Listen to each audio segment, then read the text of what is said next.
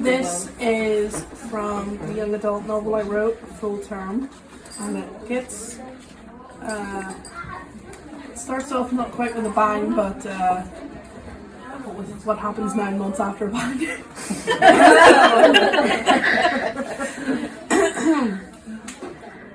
The pain was getting worse.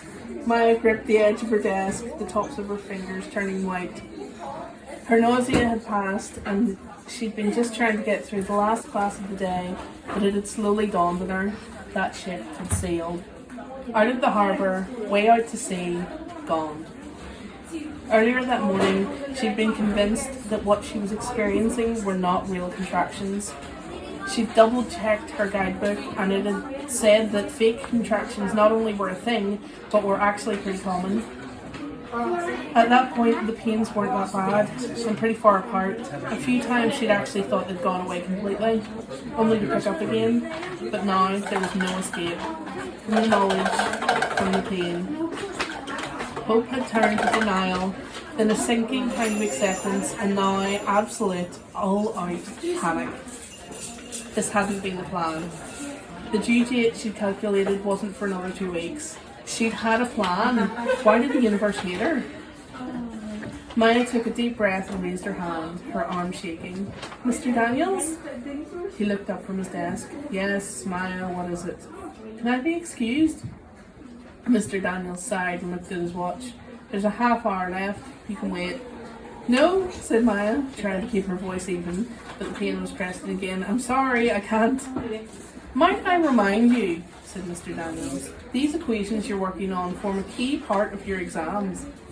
Yes, I know, but how could you think about equations when she'd been trying to time her contractions, and even that was beyond her?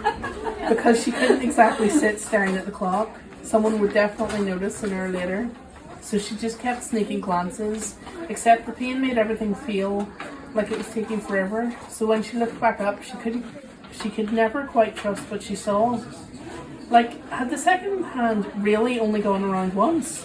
No, it had to be twice, except it didn't look like the minute hand had been removed at all. Her brain was playing tricks. But of course, her teacher didn't know any of that. Honestly, he snapped, making Maya flinch. Mr. Daniels always hated backtalk, as he called it. You've had more bathroom breaks this past term than my incontinent poodle. The class laughed and Mr. Daniels glared at them. They studiously turned their eyes back to the workbooks. Please, said Maya, hating that she had to beg. I'm really sick.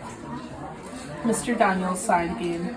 Fine, but take Stacey with you if you're all that bad. The girl beside Maya looked up from her desk. Sir? Maya tried to protest, but Mr. Daniels was having none of it. Go on, he snapped. You've already disrupted enough of my class. They got up, gathering their books. Stacey grumbled under her breath that it wasn't fair he picked her, while Maya took extra care to make sure her jumper didn't ride up and accidentally expose her belly. She wore it baggy, but even so, it had gotten really hard to hide her bump from certain angles.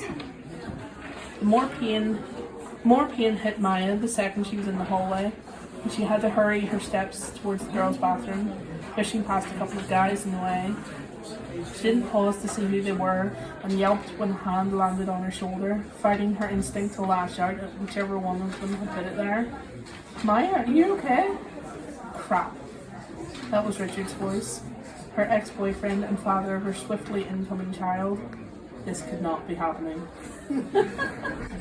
What were the chances she'd run into him here? And why had he picked now of all times to start talking to her again? Maya? He repeated, his face full of concern that had her equal parts furious and gooey inside. Maya didn't feel well placed to deal with either. She could have deflected the question, asking how he and Ryan, his partner in crime, who was stoically standing beside him, had gotten out of their own class, but even that felt too much. I can't, she said. I have to. She continued on towards the bathroom without finishing. She couldn't think, much less explain herself. Maya, she heard Richard call after her. What's going on? She thought that part might have been directed at Stacey, but didn't hang around to find out. In the bathroom, Maya propped herself up against one of the walls and tried to work her way through some breathing exercises she'd seen on a YouTube video, but she couldn't remember any of the timings. It was like the pain had taken over her brain and she couldn't focus on anything else. She didn't know how much time had passed when she looked up and saw Stacey standing across from her, shifting from foot to foot. "Are you okay? What do you think?" Stacey bit her lip. "What's wrong?" A strangled laugh escaped Maya's throat. "What was wrong? What was right?" "Are you and Richard getting back together?" Stacey asked, but Maya didn't answer. It wasn't anyone's business but theirs, and no matter that the answer was right there staring Maya in the face, that there was absolutely no coming back from what she'd done, from what she was doing actively. She still couldn't bring herself to admit it out loud. The truth stabbed her in the chest and she gasped. "Listen, said Stacey, I can..." Whatever she was about to say was cut off by a rush of liquid. Blood and amniotic fluid sloshing down Maya's legs and splashing her socks. Stacey swore. Her eyes were wide and her mouth was hanging open. Maya turned away, utterly mortified and not sure how to feel when she heard the sound of Stacey exiting the bathroom a second or two later. Relieved to be left alone? Scared? Both. Definitely both. Maya caught sight of herself in the mirror and gasped again, barely recognizing the person staring back at her. Her normally honey-brown complexion had lost its pregnancy glow, and now she was pale with fear and washed out exhaustion. It made Mr. Daniels not believing she was sick completely ridiculous.